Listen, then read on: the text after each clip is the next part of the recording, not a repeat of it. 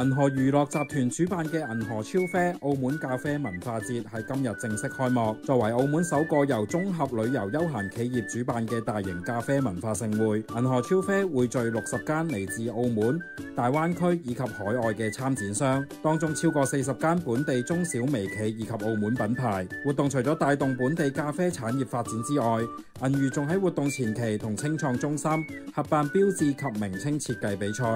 邀請本地設計團隊參與，勝出嘅企業獲頒2萬蚊澳門幣獎金。銀河娛樂集團董事程宇星喺致辭嘅時候表示，希望藉住活動助力本地中小企拓展商機，促進產業人才交流，展現澳門旅遊家跨界融合嘅獨特魅力。